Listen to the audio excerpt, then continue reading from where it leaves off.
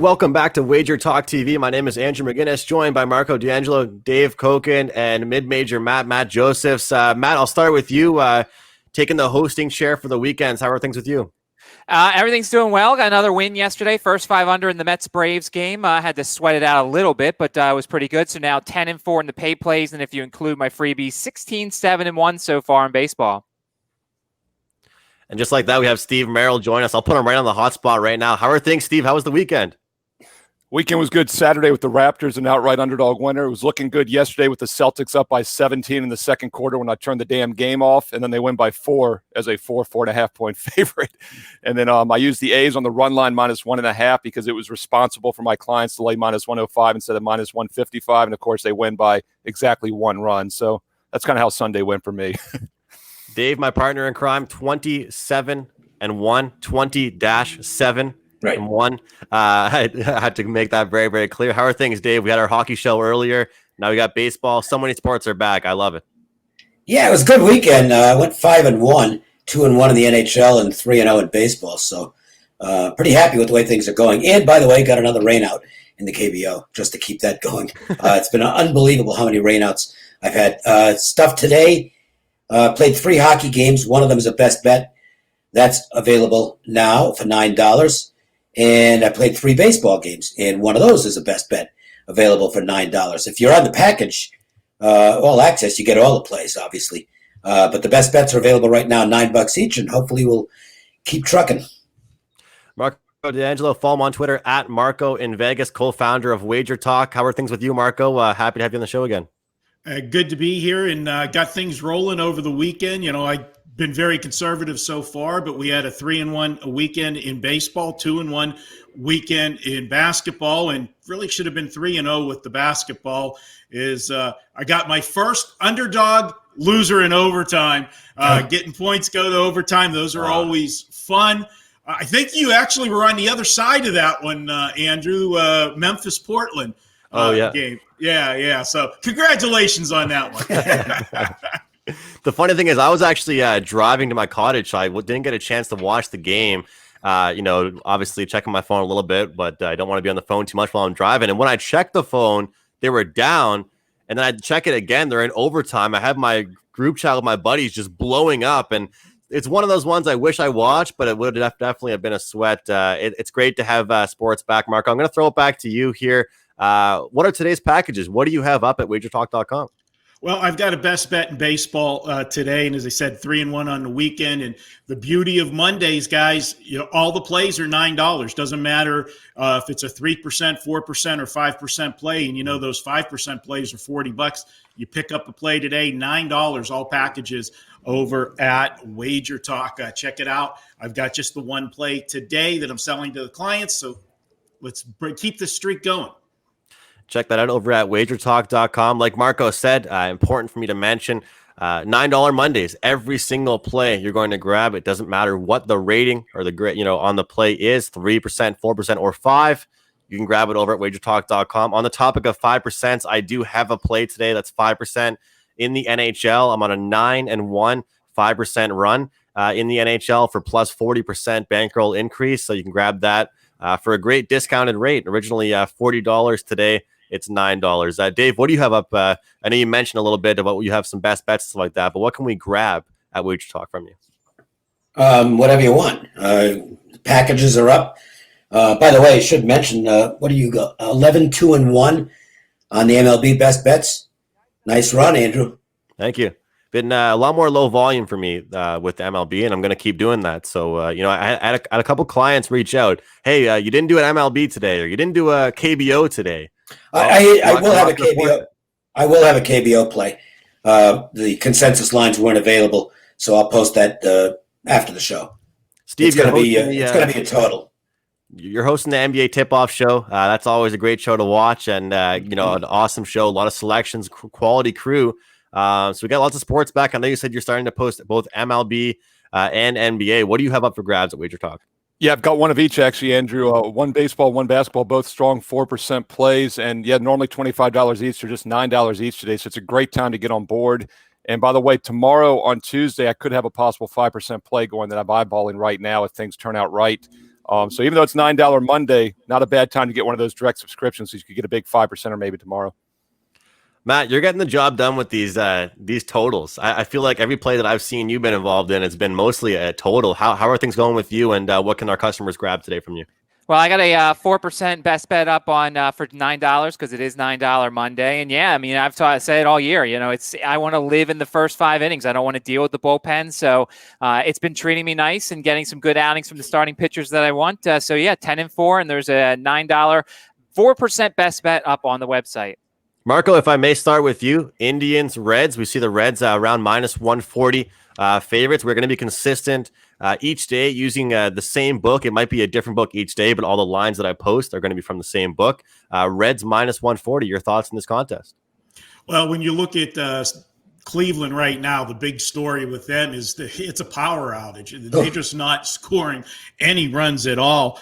This team has been horrible. And you look at them, they got a stat with Cleveland. For me, it's one way. I'm looking at either the Reds in this game with Sonny Gray and the under, whether you want to look at, as Matt said, first 5's the way to go. You take the bullpens out of the equation.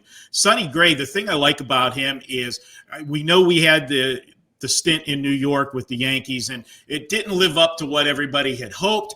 And that's not the first time that's happened with pitchers going to New York. I remember back A.J. Burnett, when he pitched for Florida, the Marlins, he pitched well. Then he went to New York and was a disaster. Left New York and went to another small market city in Pittsburgh and pitched very well. Well, we're seeing that with Sonny Gray as well. He was a great pitcher at Oakland, not so good in New York, but back here, Cincinnati, he's been lights out. And I'm going to look at the under in this one, first 5, and I lean to the Reds. Dave, we're seeing around the same number as far as the pricing goes. At most books, it's relatively consistent. I know you make your numbers beforehand. How did you have this, and what do you think about Gray here in this one? Let's see. I have to get to my notes. I made it 145, so it was close, but that's an overall number. And right now, the Indians are they're not hitting at all. I think they had 2 hits yesterday. They had 2 on Saturday, and those were both infield hits against Maeda. They have no offense at this point, and they're up against a pitcher who's in really good form in Sonny Gray. Nothing wrong with Plesac, but it's going to become difficult for these pitchers on Cleveland because they're going to start taking them out feeling as though they have to be perfect for the team to win. Until they start generating some offense. And I don't know where that offense is going to come from. Lindor looks lost from the left side. He's been a little better from the right side. Ramirez got off to a hot start, but he's cooling a bit now. And the other guys just aren't contributing at all. And now they go up against the pitcher who's got 2 really good starts under his belt already and was very good in this ballpark last season. It's just difficult to see the Indians mounting enough offense to win the game. So current form would certainly point to the Reds. Current form speaks to that, and I think as well you look at we've talked about the 3-step approach right now, what we've seen in baseball, and I think clutch hitting is important to look at, especially in this short season. We're not seeing hitting from the Indians, and we're also just not seeing clutch hitting. I think they both kind of coincide, but at least if you can't get a run at all in the game, at least get one late, not early, and they're not doing either here, Steve. It seems like quite a bit of a consensus so far. Are you in agreement with them? Andrew, when I started 25 years ago as a full-time professional handicapper in the 90s, I was a contrarian handicapper, and it used to work really well in the NFL. It doesn't work as well nowadays, but as I've gotten older and wiser, I've realized momentum and current form is really something you got to look at. And I'm not going to try to guess when the Cleveland Indians are going to start to hit the ball because they're not hitting it right now. And at some point, they're not going to bat 193 for the full season. I'm pretty sure of that. But they're now 9-1 to the under. This is the first game in the National League Park all year. The total's 8. Basically, all the other games have been 9. 9.5 have been about as high as you get. I think there was 110. So, I mean, they're going to adjust the total down, but it's still not being adjusted down that much. And what makes Cleveland so difficult to play other than the under is not only are they hitting 193, but their pitching staff's allowing just 2.5 runs a game, and the opponents are hitting 203, and their bullpen has been fantastic. So, yeah, I mean, it's a pure play on the under until we see otherwise. On the topic of looking at this under, based off what the panelists said so far, Matt, mid-major Matt Joseph from sportsmemo.com, would you look at the team total under here for this Indians team? I would consider it. The funny thing is my free play up on Sports Memo is the first 5 under in this game. If you look also, if you're one of those guys, I know that there's people out there who play the oddball, the runs, hits, and errors. Sonny Gray has gone 35 consecutive starts, allowing 6 hits or fewer, which is pretty crazy to think of. Opponents are hitting just 0.98 against him so far this season. Now, granted, it's a small sample size.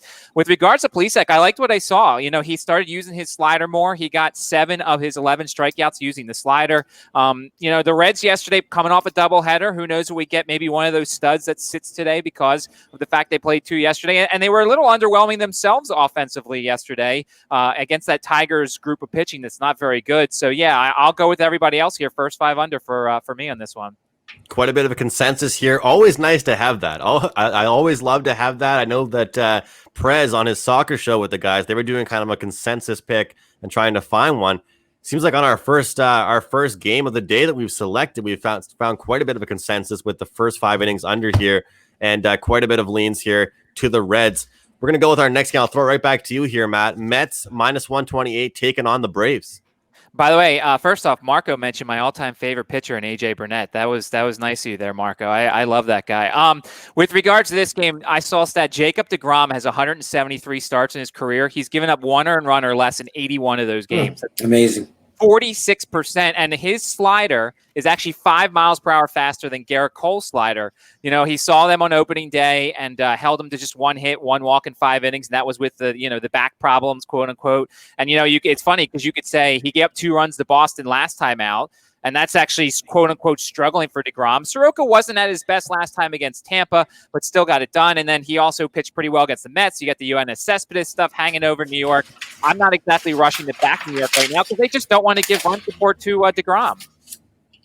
Yeah, I don't want to get too far into that, but really, really tough to see. I think it was a worrisome situation, not knowing where a player is, not seeing a player report to the game, and so I'm happy everything was obviously okay, but curious to see how that goes. We don't want the show to get political. I'm not trying to lean that way, but seeing players not only opt out before the season, but now opting out during the season, I think that might be a thing that actually starts to happen here, especially what we've seen with some of these teams. I'll go right back to you here, Steve. Mets -128 here. Any thoughts, side or total from you? Well, I think big picture, Andrew, it is something important to look at because the mindset of these teams, both baseball and basketball, we keep talking about we have to handicap day by day and look at the the setup for these teams. You wonder when the clubhouse, when somebody starts opting out, what kind of effect that has on the demeanor of the team. So I think it is a very important factor to keep an eye on.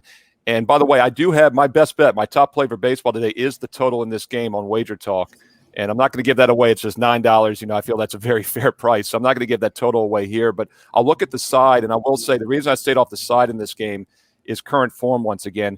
We talked about it on Saturday's show here, Dave, Matt, and I, about how the Mets blew that big lead Friday night. They were up 10-5. They ended up losing 11-10 in Atlanta. We said Saturday, hey, be careful. There could be a hangover here and a letdown. They lost 7-1. Looks like it carried over yesterday. They lost 4-0. So, once again, buyer beware with the Mets until they look like they're turning things around. You're watching First Pitch here on Wagertalk TV. The show is 7 days a week. Matt, I want to ask you real quick before I throw it to Dave. How was the weekend? How was the show? How was the hosting going? Yeah, everything was good. We had 330 people at one point yesterday, and we got into a lot more parlay talk, which I know Dave's favorite thing to talk about. And noon on Saturdays and Sundays, we keep things going with First Pitch. Excellent. Dave, I'll throw it to you here with the Mets and Braves. Obviously, you have 2 great, analysis already we've seen, but do you feel the same way that Steve was saying? And current form, obviously, I think that anyone can really agree that how important it is, but I think with this Mets team, it's very important. Yeah, and their main guy isn't doing anything, which is Alonso. And he looks bad at the plate. He looks like he's really pressing, trying to hit everything out of the park, which, obviously he has the power to do that. But that's still not a real good approach. And as he goes, I think so goes the team. I mean, they got some other good ball players on the squad, but he's the key guy. The interesting thing in this game is this is highly unusual, but you've got a matchup here between DeGrom and Soroka. And Soroka's is a lot shorter measuring stick, of course, because he hasn't been in the league that long. But you got 2 guys who have career OPS of less than 600. First time through the order. DeGrom's numbers are absolutely absurd. 547 OPS first time through the order for his career. And Soroka, so far, is at 585. Not quite as good second time through the lineup, but you would think the pitchers are going to have the advantage here. The Braves have a very potent offense, but DeGrom neutralizes that. Soroka's in good form. And by the way, they already matched up and it was a 1-0 game. So I think you see more of the same in this one. Yeah, Marco, I've really adopted the same, first 5 innings with the unders as well as a lot of these other guys. Do you agree with that? And then would you look at that with this contest? Absolutely. That's the only way to look at this game. And you want to take, anytime you're dealing with the Mets, you never know what you're going to get when you get to the bullpen. On paper, it looks like they have some talent. They say that every year, and then we see the same old stuff from the Mets. And then Atlanta, well, it's a good thing that their offense has woken up because we've seen what their bullpen can do. My concern here, and if you said if there's anybody on the Mets pitching staff that you would want to hand the ball to stop a losing streak, automatically you would say Jacob DeGrom, without question. If you go back to last year, when the Mets were on a 3-game or more losing streak, 7 times they handed the ball to Jacob DeGrom. They lost all 7 of those games. Not because of DeGrom, because DeGrom does what he does all the time, but they only averaged 1.7 runs per game in his starts. I've never seen a pitcher that gets less support than this guy. And, you're paying for that name today. And we talk about baseball more than any other sport is a sport based on streaks. And right now, you've got one team on a winning streak and scoring a ton of runs, 22 runs in the last 3 games against a team that's on a losing streak. I can't put my money on the Mets. I don't care, that it's DeGrom or not. For me, it's Atlanta or past the game. I think I want to discuss that real quick, Marco, because, it's such a good point. And I think that I compare it a lot to hockey when we see a lot of really starting goaltenders. But look at this guy. We've got DeGrom, the run support that you've talked about, going up against a team that can score. And looking at the full game, obviously we're not going to see DeGrom out there for 9 innings. So the price dictates, and like you said, you're paying the price. I like how you said they're paying the price for it. So, what are we seeing here as far as where the money is going on this game? First of all, have you seen anything, any movement here? Because, based off what you guys are saying and my personal thoughts, I'd want to look towards the Braves. I don't care that it's DeGrom out there. I wouldn't want to look towards this team and pay a price for them right now.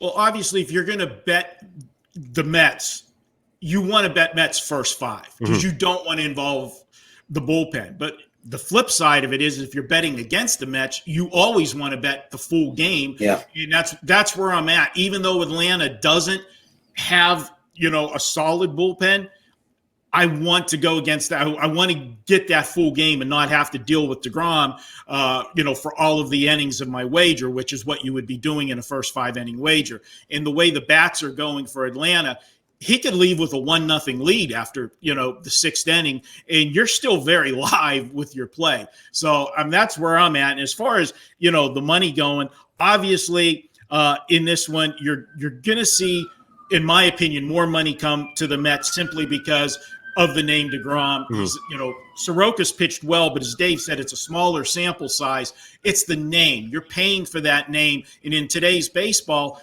when you're pricing a starting pitcher, it's not like the old days when me and Dave got started and they threw a starting pitcher out there till his arm fell off. I mean, it's it's a format. It's, rinse and repeat, 5-6 innings max for most of these guys. And then you bring in that, that guy that comes in for the 7th inning. Then you have the setup guy for the 8th. And then you got the closer for the 9th.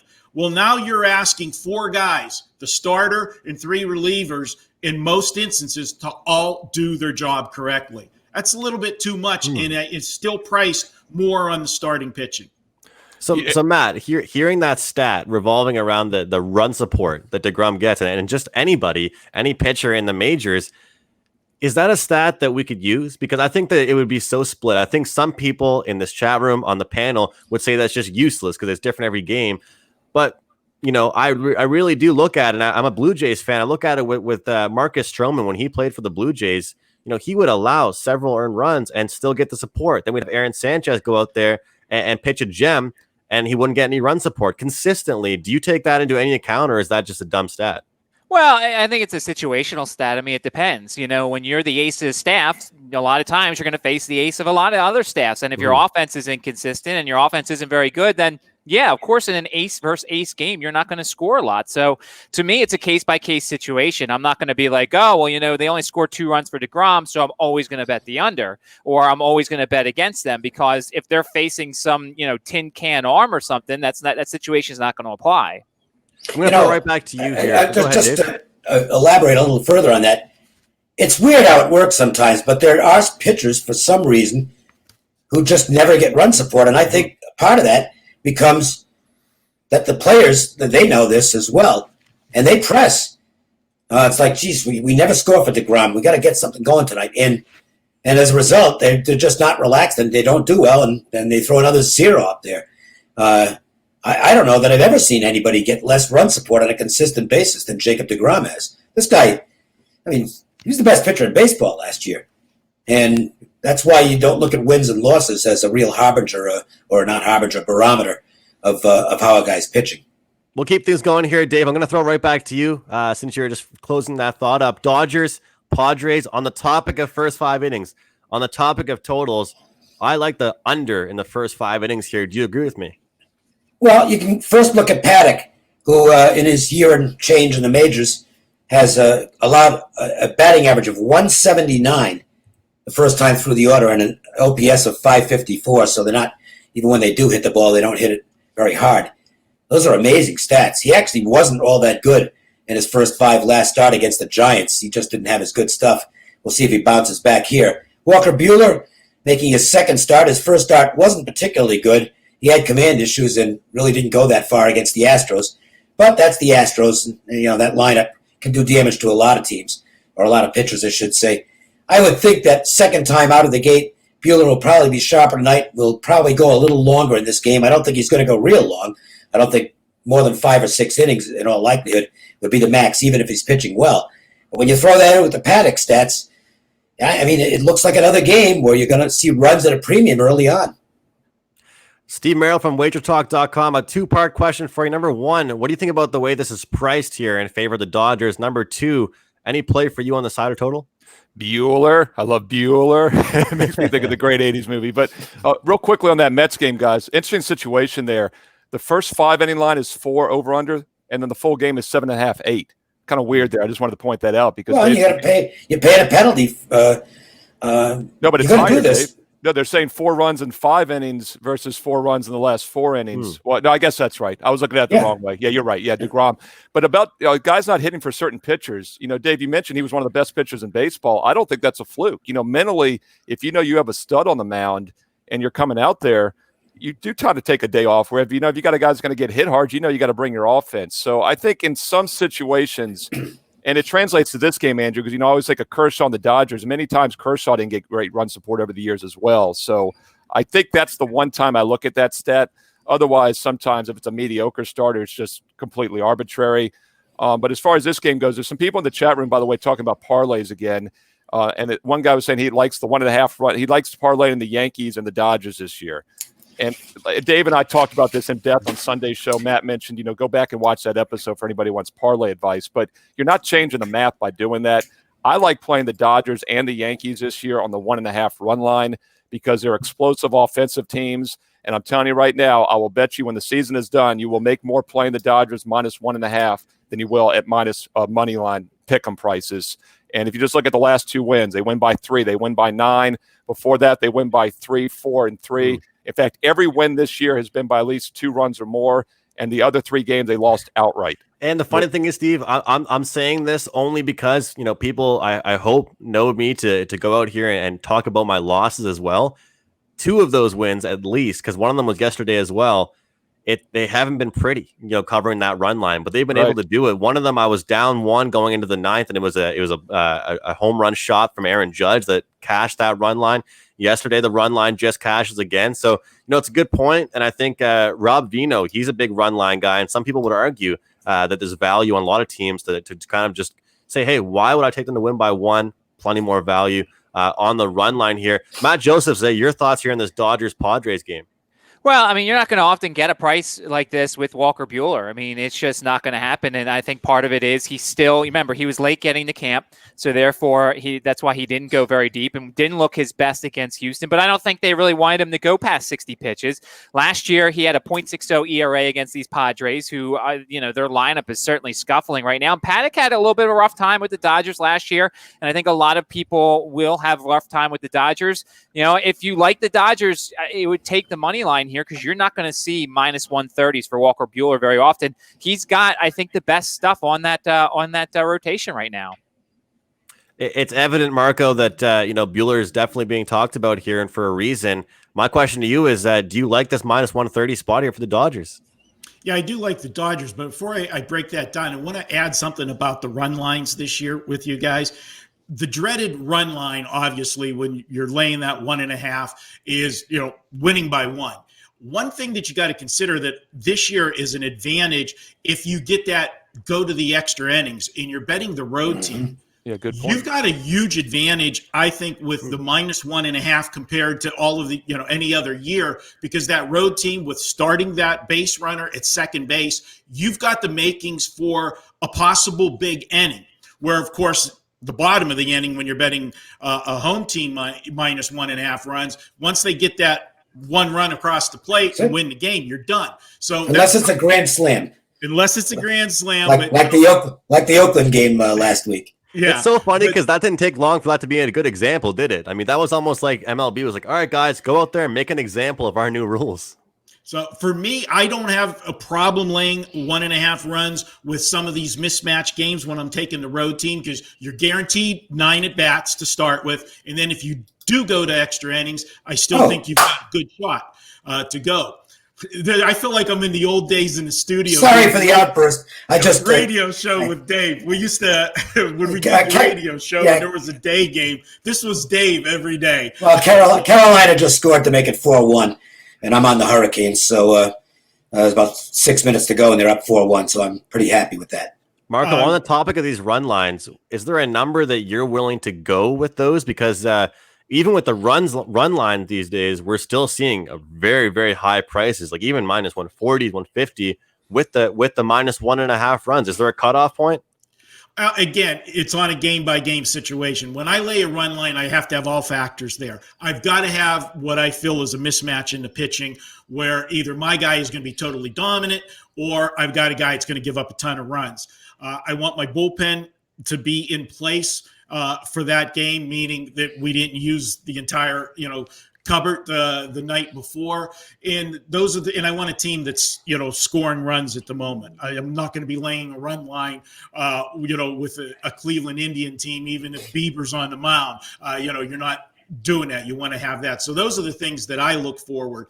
And, everybody was talking about the run support for DeGrom. I'll throw one pitcher that's the flip side to that, and it drives me crazy. I can't tell you how many times Wade LeBlanc would go to the mound and continue to get shelled, and they would score 7 or 8 runs for him. Seattle did last year. It was frustrating. Not that I have a lot of hair left, but the times that I went against him in that situation and he gives up a 5 spot and I still lose the game, I was pulling my hair out. But back to the Dodgers and Walker Buehler, I'm going to give you a little stat on him. We all know that first start wasn't his best start. I go back to last season for the entire year, and I looked at his subpar performances, and I only found 7 of them. The 7 games immediately following a bad outing, he gave up a grand total of 7 runs in those 7 games in his next time out. And 3 of them was in one game. He went 7 innings and allowed 3 runs. So, definitely a quality start. This guy bounces back, and, he didn't pitch anything. A lot of these guys, were pitching against, their teammates. He didn't want to do that, and they kept him on a pitch count in that first start. We'll see, I feel, the real Walker Buehler tonight. And the other factor in this one, full game, Dodgers have a huge edge, I feel, in the bullpen tonight. Although I like the San Diego bullpen. Oh, boy, it's struggling.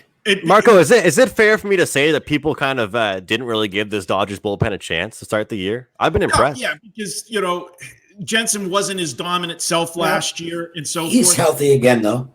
But And with San Diego, a lot of people thought this bullpen was going to be better than it's performed so far. But you have a weekend series in Colorado, and that's going to kill any bullpen. And it was a typical series in Colorado. They had to burn a lot of pitchers. So definitely an advantage for the full game here for the Dodgers. And how many times are you going to be able to play the Dodgers this year and Walker Buehler at this price? Exactly. Don't get me wrong.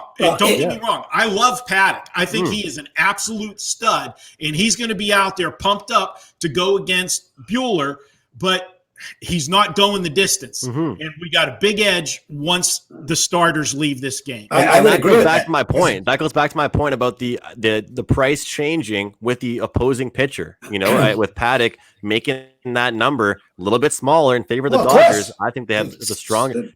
Starting pitching is where what the line's based on. Always has been, always will be. I know, but if you take a look at it here, I think that you look at the strong lineup for this Dodgers team. Who do you trust late in the game to have a clutch hit?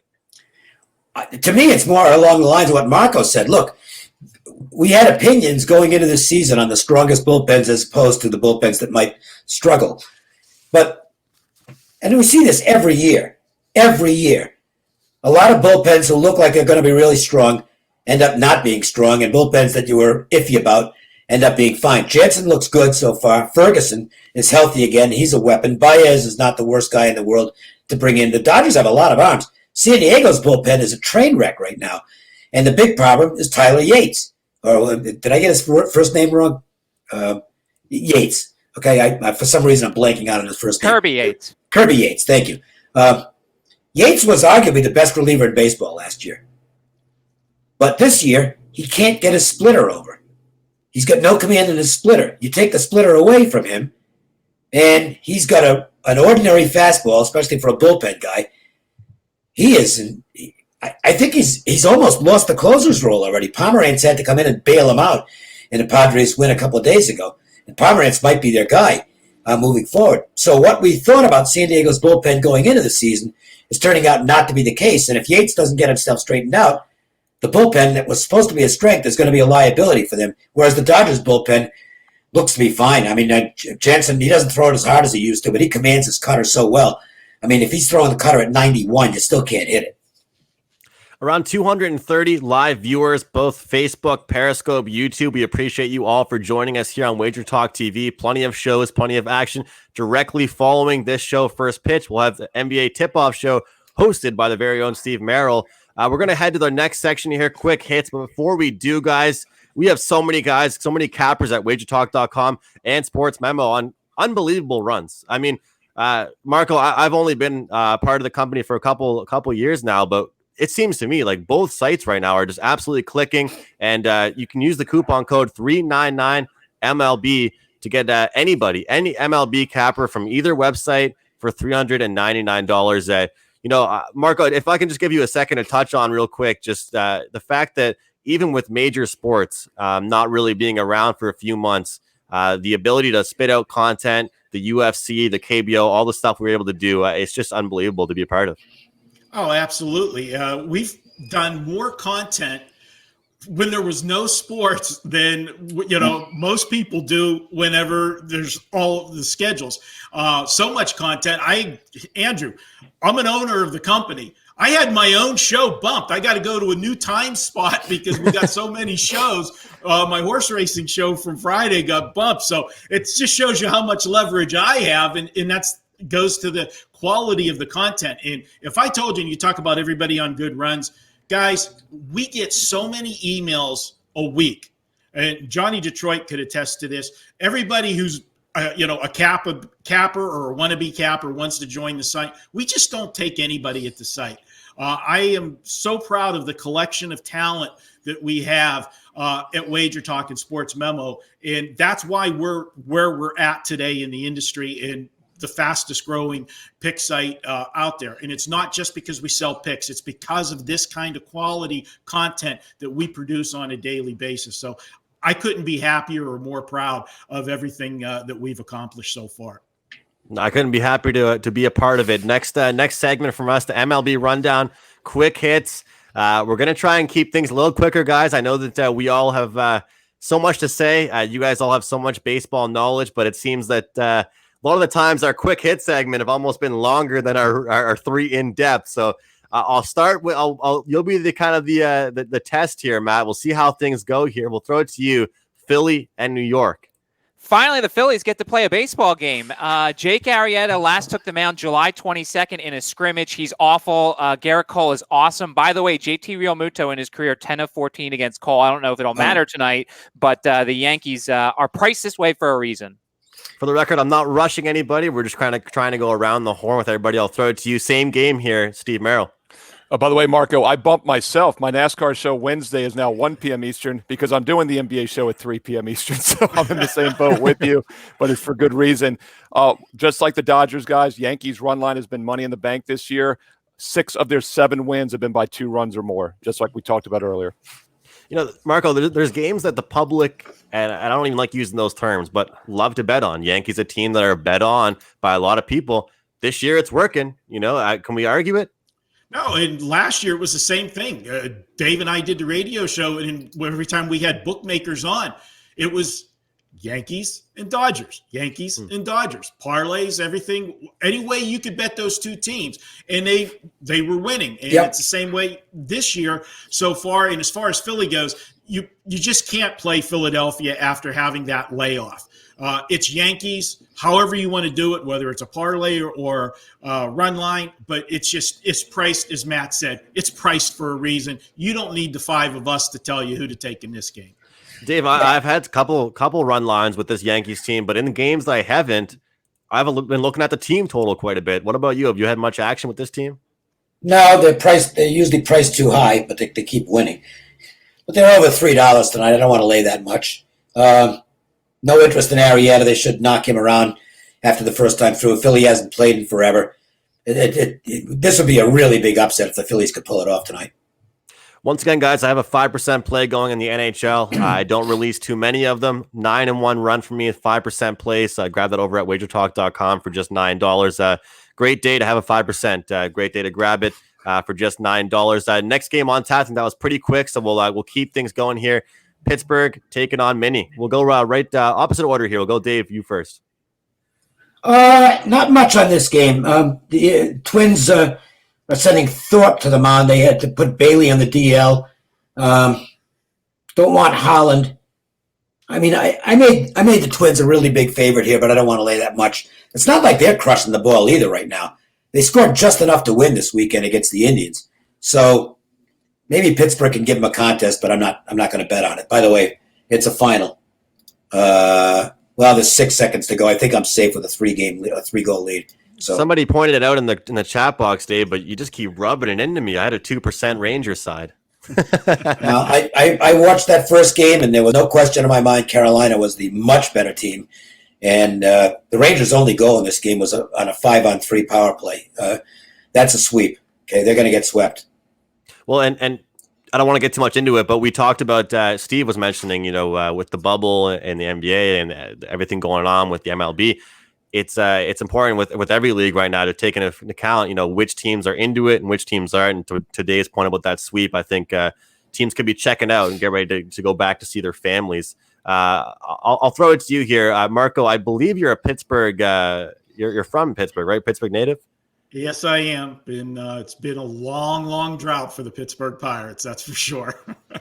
Let me ask you, Marco. When you go to games? I know you're a fan, but have you ever gone to a game and been like, I don't know how exciting this is going to be. I'll get some action on it, or it's just go as a fan?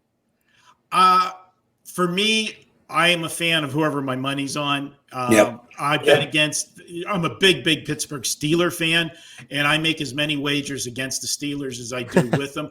And when you know your team, you know your team. And here's the thing with the Pirates tonight. I want no part of Derek Holland.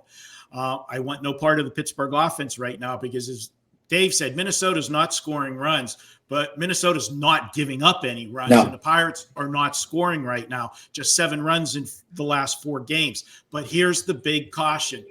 Dave knows that I am a situational guy. And if there is any team that is ripe for a letdown on today's card, it is the Minnesota Twins after, taking care of business against the Cleveland Indians, which on paper is the team that they fear they have to deal with. I know the White Sox finally started winning, and a lot of people were high on them this year, but that was a big series for Minnesota. So be careful of a letdown here tonight. That's why I'm leaving this one alone. But boy, I don't like Derek Holland at all.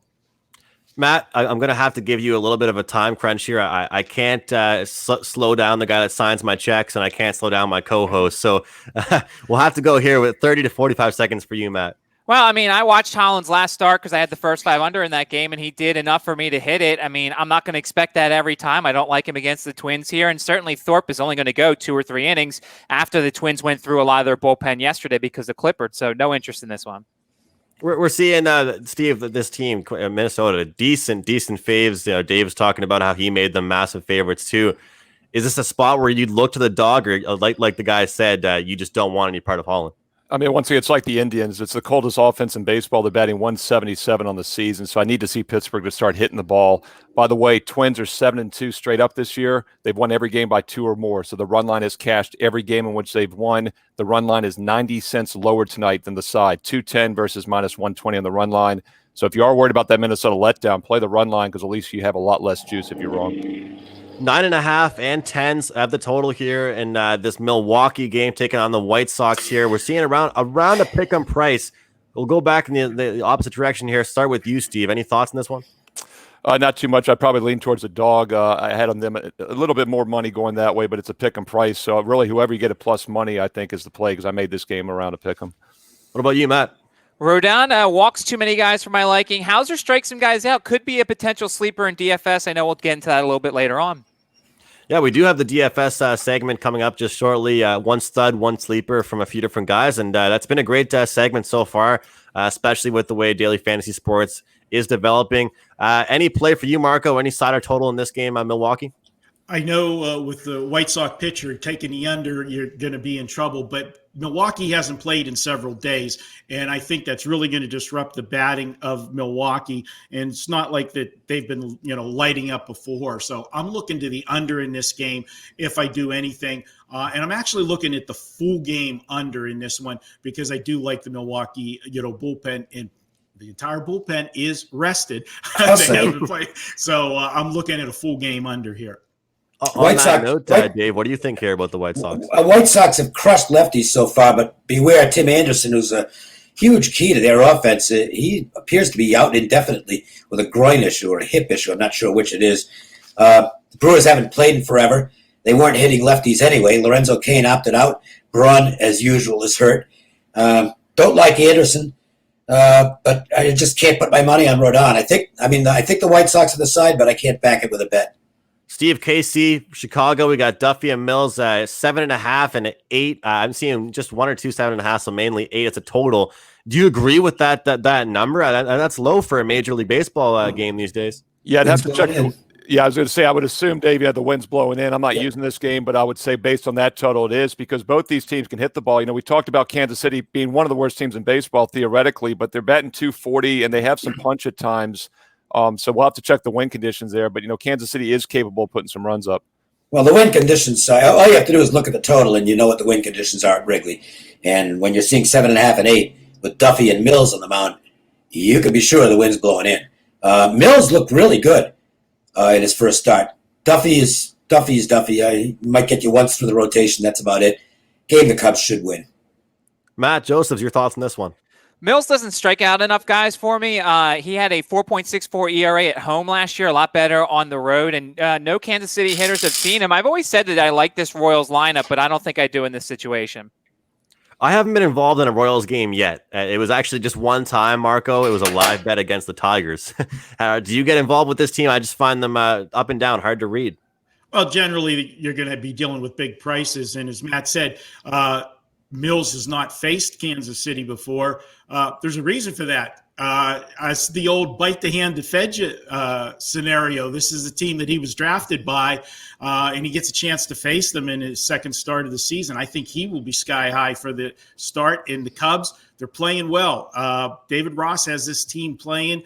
If you watch them in the dugout, this team is excited about playing this season, something that, we didn't always see with Joe Madden, because you're talking about two different styles of managers. They're really buying into Ross, and I'm not stepping in front of the Cubs. So back to you, Marco. There's a game at Coors Field today involving Johnny Cueto, and the total is 13.5. Rockies, San Fran, Gonzalez, Cueto. What do you think here?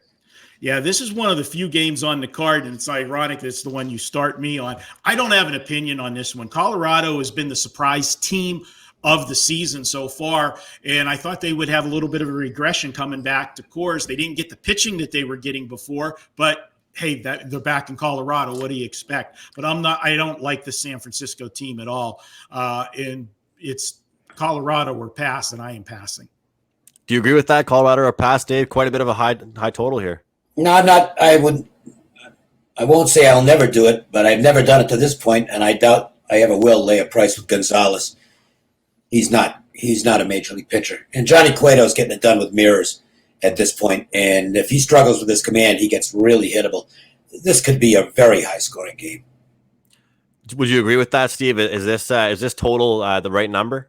It's interesting. Look at the last three games. Matt Joseph talked about this Saturday. I believe all three, Matt, have gone under first five still, including yesterday again, yet two of the three games have gone over. So if you're going to dare with an under, look at the first five. But yeah, the highest total of the season so far, Andrew, at 13.5. Matt, anything for you? Obviously, this number stands out. I've mentioned the total a few times. What about side from you? I mean, I can't back Chichi Gonzalez, but it's almost to the point where I would consider the first five under and hope that Cueto shows up. In 8 Coors Field starts, he's got a 3.26 ERA. Now, granted, he's not what he used to be. No, he sure isn't. I mean, I watched that last start he had against the Padres, and he was just all over the place, had a bunch of walks and stuff like that. So if you're daring, consider the first five under, but I'm probably going to stay away. I think that's just, current form is one of my favorite words to use. And it's such a thing that for some reason people don't like to bring up, and it's just like you look at it, even a weak scale, and, some people just love to say, yep, this is a big name pitcher. I'll look at him. Maybe he's not throwing the same stuff he always has been. And we're seeing that around the league here, especially with this short season. I'll throw it to you here first, Steve. Oakland, Seattle. Yeah, I mean, talk about current form once again. The A's, as I mentioned, I had them yesterday. Instead of laying the minus 155, 160, I used the run line minus 1.5, minus 105, and it bit me. They win the game 3-2. It's a tough team to back right now with that offense, batting 188 on the season, yet they're 5-4 straight up. Something doesn't jive there, Andrew. My guess is they start to turn it around. I think they actually could be a play-on team. Problem is they're minus 175. There's just no value right now at these prices. Dave, A's, Mariners, from you here? The value is on Seattle in this game. That price is too high. I didn't bet it, though, because Justice Sheffield, for as much talent as he might have in his arm, once he starts walking people, he loses the strike zone. He really loses the strike zone. And it happened to him last game, and it can happen to him again. I mean, I'd look at the Mariners here. If you're looking for a value dog, I think they're not the worst bet in the world, but I mean, Sheffield can be out of there in the third inning. If his pitch count accelerates. And Montes has been fair at best in his first two starts. A lot of high hopes for him, but he really hasn't been that sharp to start the season. Well, Dave, look, we're talking about the fantasy segment now, DFS stud and sleeper. We mentioned this with Teddy when Teddy was on the show on Friday. And look, I said, we're going to get a high price on this guy. But I said somebody, I can't remember who it was. And everybody was like, well, the objective is to get value. Well, at the end of the day, I think the objective is to build a great lineup. Yeah. So you want to find a sleeper, but sometimes there's no problem with finding a stud. Who to you? That's what I'd go stud tonight. Yeah. So who to you really stands out as saying a guy that's like, you know what? I don't mind. Sonny Gray. He's facing a team that isn't hitting at all. He pitches great at home. Perfect. Marco, anything from you pitcher for value? No, I'm going to leave the DFS to guys that do it more, and Dave's definitely better at that than me. Marco, how about a batter from Sonny Gray? Say what? Sorry, Matt. I'm going to go, if you're looking for price, I'm going Soroka. I mean, I think that he can, go 6 or 7, get some strikeouts for you. And of course, you could go DeGrom. So the thing is with DFS is if you pick the best pitcher, then you're going to have to nail every part of your lineup because you're not going to have a lot of money. So I like to try and find some value. I think Soroka is not a bad price, especially on FanDuel. And then that gives me a chance to get more Coors Field in my lineup tonight. Is there anything you'd look at here, Steve? I mean, once again, Colorado, Coors Field, altitude, so you want to probably load up some Giants and Rocky hitters from the offensive side. I'm sure you'll pay a price, though. And then once again, I think the two offenses that will struggle the most are Cleveland and Pittsburgh, so I'd look at either Lewis Thorpe or Sonny Gray for that reason, the opposing pitchers. This has been First Pitch, 7 days a week show. So happy to even say that. Shocked to even say it. Every single day of the week. Of course, it's 2 p.m. Eastern time during the week, and I believe it's 11 a.m. Eastern on the weekends, guys. Noon Eastern. Noon Eastern, 9 a.m. Pacific. Noon Eastern on the weekends. So we have NBA tip-off show coming up next on Wagertalk TV. Steve Merrill will be hosting that with the crew. NBA is back in full force. So many sports to go over. So much content at Wagertalk TV. Please subscribe to this channel. We are so close to 50,000 subscribers. Hit the like button on this video. For Marco D'Angelo, Dave Koken, Steve Merrill, Matt Josephs, I'm Andrew McGinnis. We'll see you tomorrow, 2 p.m. Eastern for First Pitch.